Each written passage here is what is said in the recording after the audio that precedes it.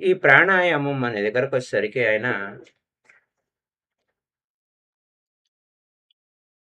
ఏ విధంగా యమనియమాలు అనే పాయింట్ మీద ఎంత ఇంపార్టెన్సు, సాధనలో ఎంత డెప్త్‌కి వెళ్ళాలనే దానికి ఇదంతా పితామహ పత్రి సారు మనకు సాధనలో మరింత డెప్త్‌గా వెళ్ళడానికి ఉపయోగపడే పుస్తకాలే మనకు సూచించారు.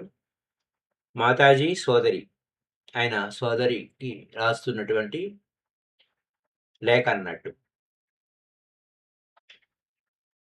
మాతాజీ సోదరి, ఆధ్యాత్మిక మార్గములో అభివృద్ధి అంటే దానిలో ఉండే అనుభవాలను సులభంగా పొందాలంటే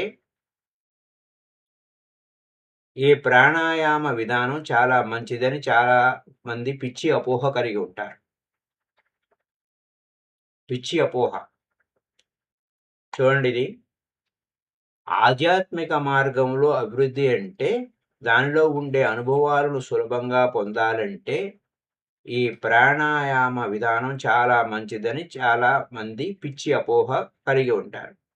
మనలో కుండలిని అనే శక్తి ఒకటి ఉందని, అది నిద్రపోతూ మూలాధారం అనే చక్రం దగ్గర ఉంటుందని, రేచక పూరకాల ద్వారా ఎప్పుడైతే ప్రాణాయామం చేస్తామో అప్పుడు సర్పం లాంటి ఆ కుండలిని శక్తికి ఉద్రేకం కలిగి వేడెక్కి పైకి ఎక్కుతుందని, ఆ కుండలిని సుషుమ్న అనే నాళం గుండా పైకి ఎక్కిన కొద్దీ అనేక విధాల అనుభవాలు కలుగుతూ ఉంటాయని, అది ఎప్పుడైతే సహస్రారంలోకి చేరుతుందో అప్పుడు వర్ణింపశక్యంగాని ఆనందంలో మునిగి సమాధిని ఆ సాధకుడు పొందుతాడని శాస్త్రాలు, అనుభవజ్ఞులు చెప్తూ ఉంటారు. ఆ మాట నిజమే. కానీ ఆ కుండలిని ప్రకోపం అనేది అంత సులభం కాదు అనే రహస్యం గ్రహించరు అందరూ.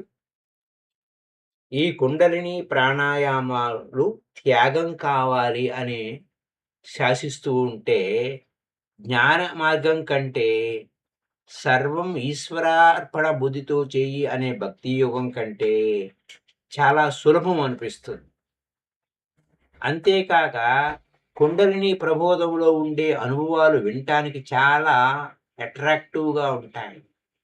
కాబట్టి చాలామంది సాధన అంటే వెంటనే ప్రాణాయామం అని, కుండలిని ప్రకోపం అని, షట్చక్ర భేదనం అని తీర్మానం చేసుకుంటూ ఉంటారు.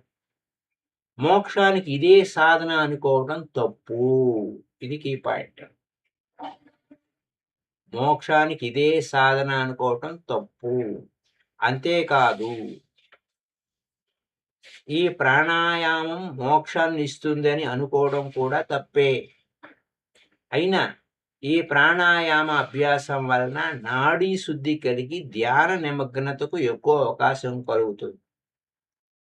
కాబట్టి నువ్వు కొంచెం దీని రహస్యం కూడా తెలుసుకుని ఉండాలి.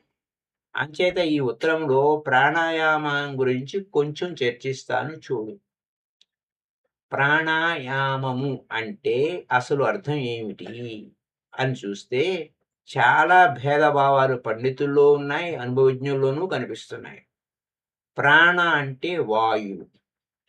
ఈ వాయువును మనం అనుక్షణం పీలుస్తూ ఉంటాం.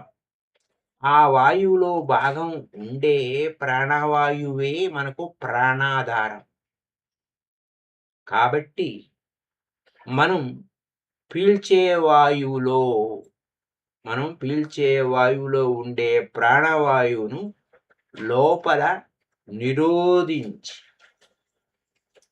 అది ఎక్కువగా మనకు ఉపయోగపడేటట్లు చేయడం ప్రాణాయామం అంటారు. ప్రాణాయామం అంటారు కొందరు. మనలో కుండలిని అనే శక్తి ఉంది అని మూలాధారంలో ప్రాణాయామంలో భస్త్రిక విధానం చేత కేవలం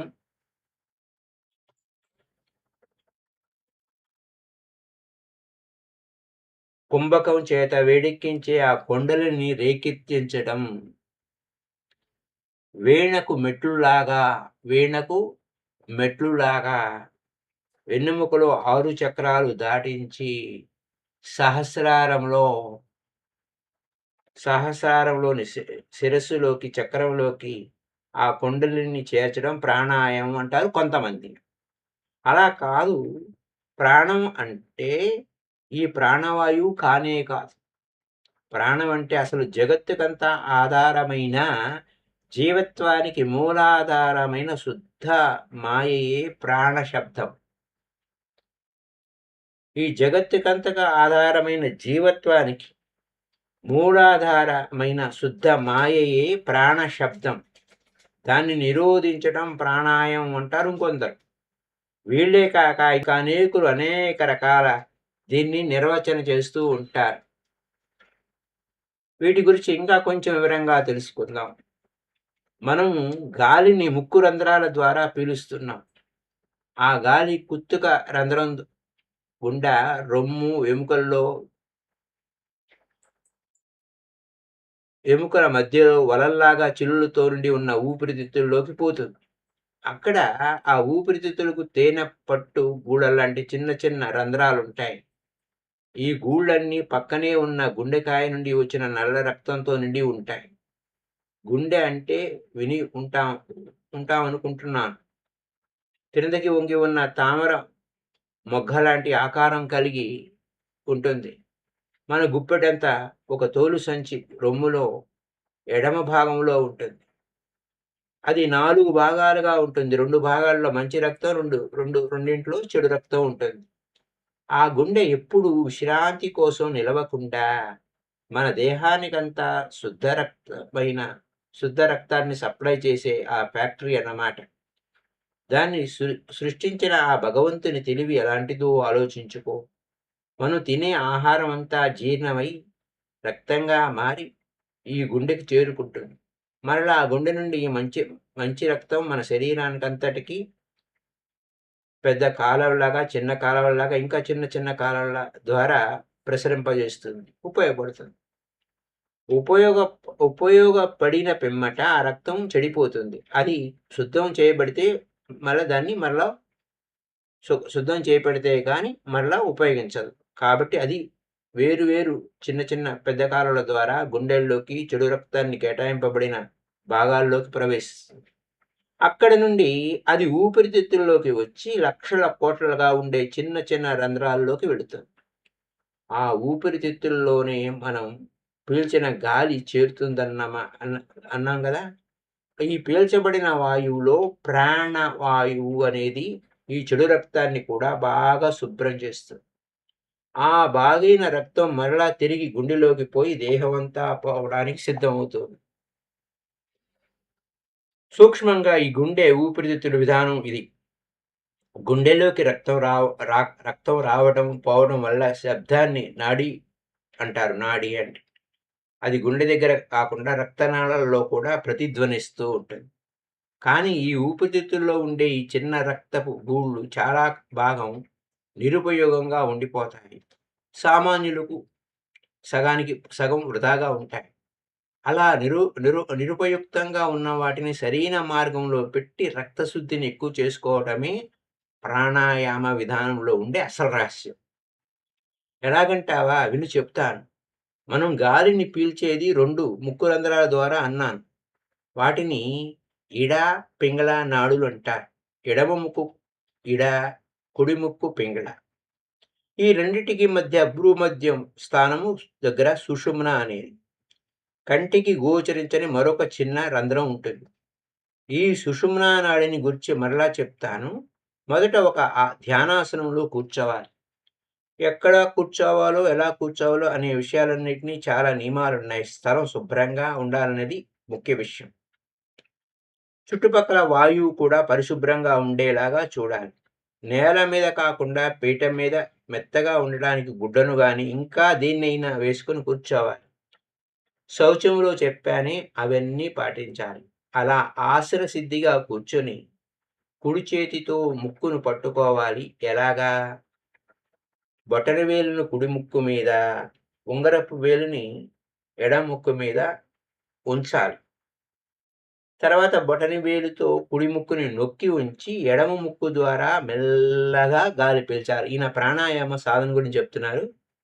ఇంకా గాలి పీల్చలేమన్నంత వరకు, ఇంకా గాలి పీల్చడానికి లేదు అన్నంత వరకు గాలిని లోపలికి తీసుకోవాలి. ఊపిరితిత్తులోకి నిలిపి ఉంచాలి. కొంచెం సేపు నిలిపి ఉంచినప్పుడు ఎడమ ముక్కు ఉంగరపు వేలుతో నొక్కి మూయాలి. పీల్చిన గాలి కుత్తుకకు పైకి రానేకూడదు.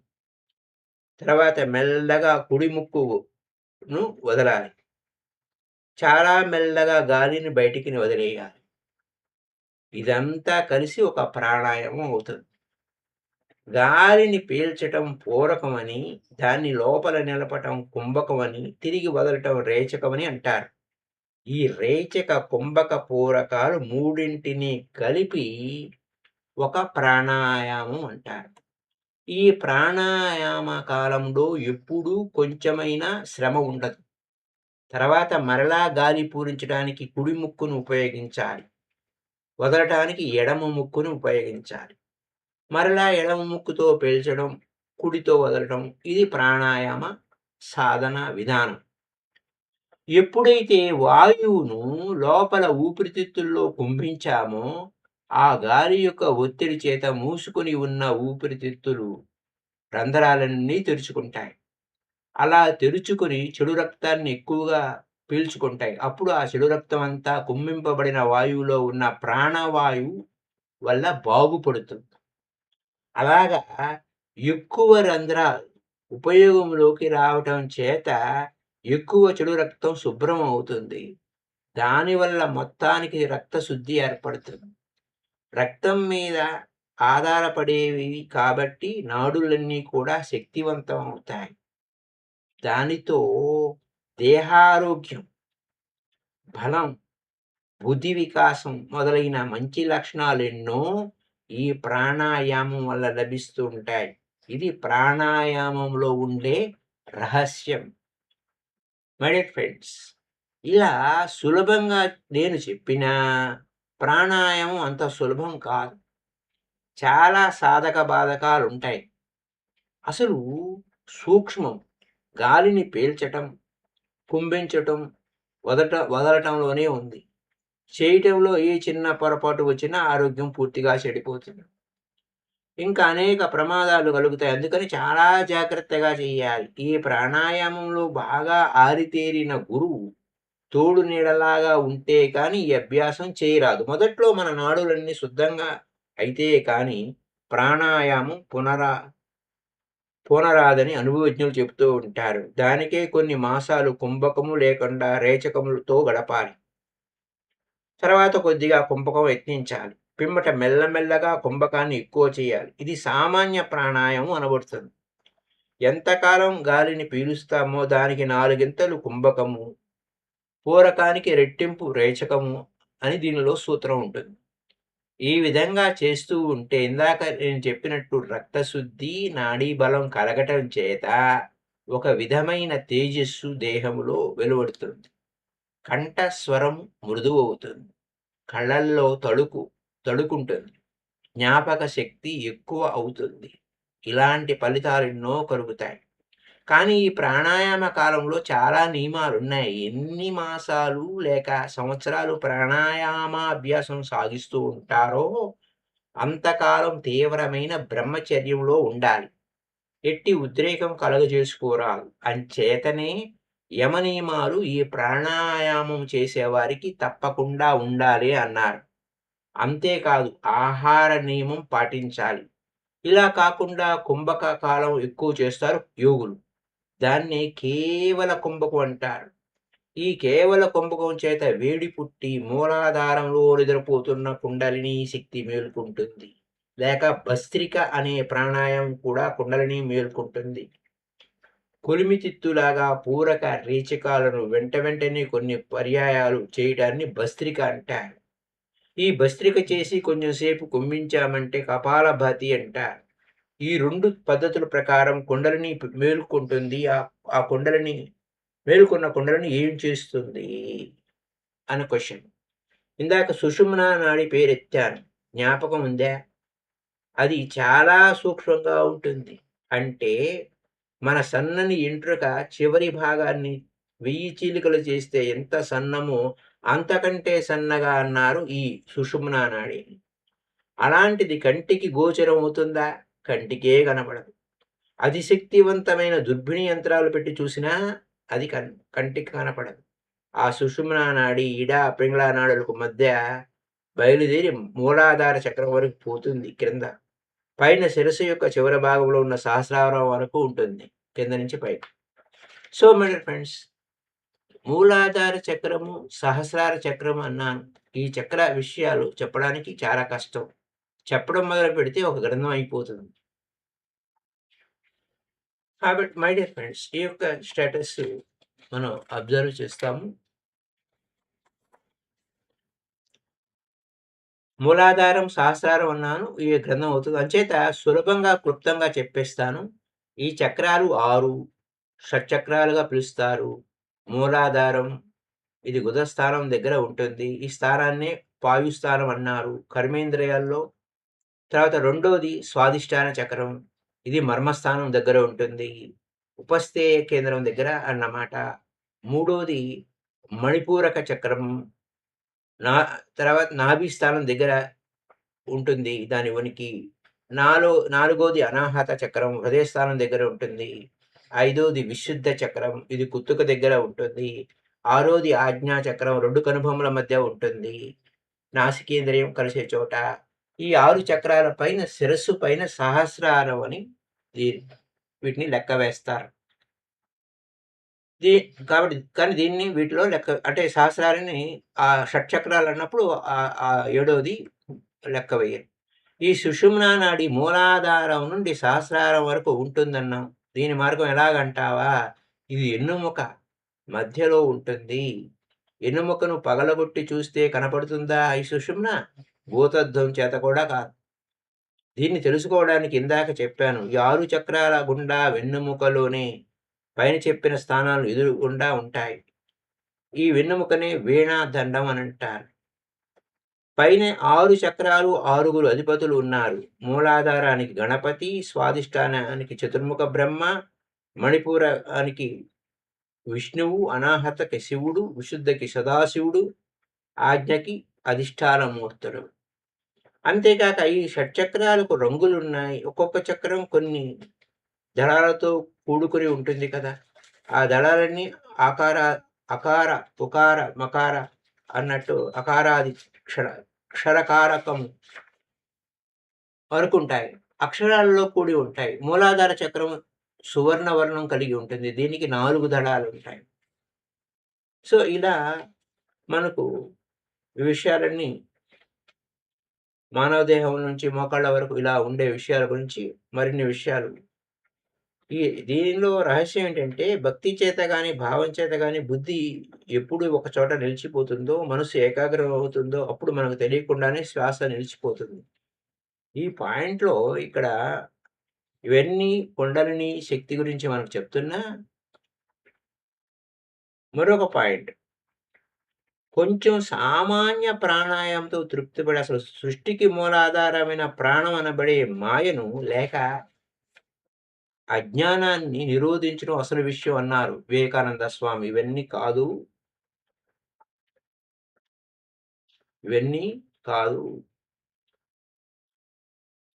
బ్రహ్మానందంలో నిలిచిపోవడానికి ఒక స్థితి ఎలా ఉంటదంటే, కొంచెం సామాన్య ప్రాణాయామంతో అందుకోసమే మనకు పితామహ పత్రిజీ మనకు శ్వాస మీద ధ్యాస అని సింపుల్ మెడిటేషన్ చెప్పారు.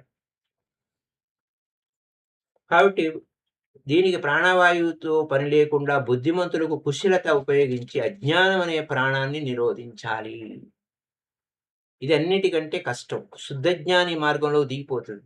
అయినా చేయాలి. ధైర్యంతో, పట్టుదలతో మొదలైన అజ్ఞాన నిరోధం అయితే ఇక ధ్యాన, ధారణ, సమాధులు ఎందుకు అనే సందేహం వస్తుంది. ఆ యత్నాన్ని ప్రారంభించాలని అర్థం చేసుకోవాలి. సరే ప్రాణాయామం చేయకపోతే నాడీ శుద్ధి కావద్దా? కుండలిని లేవద్దా అంటారు. కానీ అందరికీ ఈ ప్రాణాయామం, కుండలిని జాగరణ జరుగుతుంది. కానీ తెలియబడదు. అందరికీ జరుగుతాయి అన్నీ. కానీ అది తెలియదు. యోగులు మాత్రం ప్రయత్నం చేత దృష్టిని దాని మీద చేస్తారు కాబట్టి తెలుసుకుంటారు. దాన్ని తెలుసుకోకపోయినా ఫలితాల్లో ఏ మార్పు ఉండదు. ఆ ప్రాణాయామ ఫలితంగా వచ్చే సర్వ ఫలితాలు, అష్టసిద్ధులు ఇంకా అనేక మహత్తులన్నీ కూడా తెలిసిన వాడికి తెలియని వాడికి సమానమే. ఆ విషయంలో భేదం ఏమాత్రం లేదు. అందుకని తీవ్రంగా భక్తితో తన్మయత్వాలు పొందుతూ ఉండే మహాభక్తునికి కూడా కుండలిని యోగం చేత కలిగిన అన్ని లక్షణాలు కలిగి ఉంటాయి. సిద్ధులు అన్నీ కలిగి ఉంటాయి. తేజస్సు ఉంటుంది. సంకల్ప సిద్ధి పూర్తిగా ఉంటుంది. ఒకటే ఉంటాయి అన్ని సద్విషయాలు ఇద్దరికీ సమానమే. అలాగే జ్ఞాని విషయంలో కూడా. దీనిలో రహస్యం ఏంటంటే భక్తి చేత గాని, భావం చేత గాని బుద్ధి ఎప్పుడు ఒక చోట నిలిచిపోతుందో, మనసు ఏకాగ్రతం అవుతుందో, అప్పుడు మనకు తెలియకుండానే శ్వాస నిలుస్తుంది. లేక చాలా సున్నితంగా నడుస్తుంది. ఒక్కొక్కప్పుడు కేవల కుంభకం కూడా కలుగుతుంది ఆటోమేటిక్‌గా. మనమేం ప్రయత్నించక్కర్ల.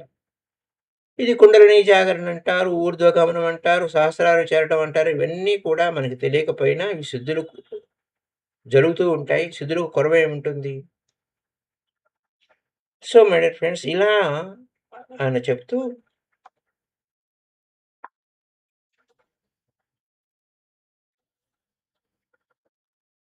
ఈ సిద్ధులు వాటంతట అవే వస్తాయి. కానీ శిష్యులకు తెలియజేస్తూ దీనికి ప్రాధాన్యతనీయలేదు. అంచేత ఒకసారి ఆయన నరేంద్రుడు స్వామి వివేకానంద జగన్మాత నాకు అనేక సిద్ధులు ప్రసాదించింది.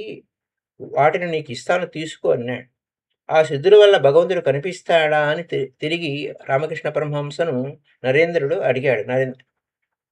ఈ సిద్ధుల వల్ల జనాకర్షణ, పేరు ప్రఖ్యాతులు లభిస్తాయి కానీ భగవద్దర్శనం కలగదని సమాధానమిచ్చారు రామకృష్ణ పరమహంస. అయితే అవి నాకు అవసరం లేదు అని నిరాకరించాడు నరేంద్రుడు. వాళ్ళు గురువుకు మించిన శిష్యుడు. అంటే గురువుకు మించిన శిష్యుడు. శిష్యుడికి మించిన గురువు కాబట్టి ఈ సిద్ధుల కోసం తాపత్రయం అనవసరము. అందుకని ప్రాణాయామం చేయలేదే, కుండలిని జాగరణ కలగలేదే అనే విచారం ఎవ్వరికీ అక్కర్లేదు. మన మార్గాన మనం పోతూ ఉంటే ఈ కుండలిని శక్తి మన వెంట కుక్క పిల్లలాగా వస్తుంది. దాని కొరకే ఏ తాపత్రయము, ఏ చింత అవసరం లేదని నా తీర్మానం. ప్రస్తుతం నీకింతవరకు చాలు. ఈ విషయాన్నంతా నీకు తెలియజెప్పడానికి చెప్పాను కానీ, నువ్వు వీటిని ఆచరించడానికి కాదు. తెలిసిందా? అవసరాన్ని బట్టి వాటి ఆచరణ విధానాలు తెలుసుకుందువు కానీ ఇప్పుడే ఆరాట పడవద్దు. ఇక తర్వాత విషయాలకు పోదాం అని చెప్పి ఈ యొక్క ఉత్తరాన్ని ముగించారు. రేపటి ఎపిసోడ్‌లో మనం ప్రత్యాహారం గురించి మనం తెలుసుకుందాం. ఆసన, ప్రాణాయామ, ప్రత్యాహార కదా! ఓకే. అయితే మనకు సింపుల్ మనకి ఈ యొక్క ప్రాణాయామ అనే దానికి పతంజలి మహర్షి గురించి కూడా మనకు పితామహ పత్రి సార్ మనకు చెప్పారు. కానీ అందులో మనకు ఆసన, ప్రాణాయామ, ప్రత్యాహార. ప్రాణాయామం అంటే సహజమైన శ్వాసను గమనించడమే ప్రాణాయామం అని మనకు సింప్లిఫికేషన్ చేశారు. ఏ సైడ్ ఎఫెక్ట్స్ లేనటువంటి అద్భుతమైన ధ్యాన సాధన మనకు పితామహ పత్రిజీ మనకు అందించారు. So thank you all the masters. Kindly like this video, share this video to all. అందరికీ ఈ యొక్క జ్ఞానాన్ని అందరికీ షేర్ చేయండి, లైక్ చేయండి. మరిన్ని విషయాలతో మళ్ళా ఎవ్రీడే రాత్రి 9-10 వరకు స్వాధ్యాయం ఛానల్‌లో మనకు నైట్ మెడిటేషన్ చేస్తున్నాం. ఎర్లీ అవర్స్ మెడిటేషను ఈ యొక్క కేవీఎస్ దానిలో మనం @BMKVS 126. Please subscribe KVS 126. Like చేయండి, షేర్ చేయండి. మీ అనుభవాన్ని కింద కామెంట్స్ రూపంలో తెలియచేయండి. So thank you all the masters. Happy day to you all. The more you do meditation, the more you will get benefit. Anapana sati యొక్క విశేషమైన రహస్యాలన్నీ మనం తెలుసుకున్నాం. అలాగే సాధనా రహస్యాల్లో కుండలిని జాగరణ హడావిడి అవసరం లేకుండానే మనం అద్భుతమైన విషయాలను తెలుసుకోవచ్చు అనే యొక్క విషయాన్ని మనకు తెలుసుకున్నాం. కేవలం ఆనాపాన సతి హైయెస్ట్ మెడిటేషన్ మనం చేశారు. దాన్నే సింప్లిఫైగా చెప్పుకుంటూ వచ్చారు. ఏ బుక్ మనకు పితామహ పత్రి సార్ సూచించినా అది మనకు ధ్యానంలో మరింత పరాకాష్ఠ చెందడం కోసమే, బలపరచడం కోసమే మనకు పితామహ పత్రిజీ పుస్తకాలు సూచిస్తారు. Thank you, my dear friends. Happy day to you all. Kindly like, share, and comment. Bye bye. 7 రోజుల పౌర్ణమి ధ్యానంలో 4 రోజు ముగించుకున్నాం. Thank you all.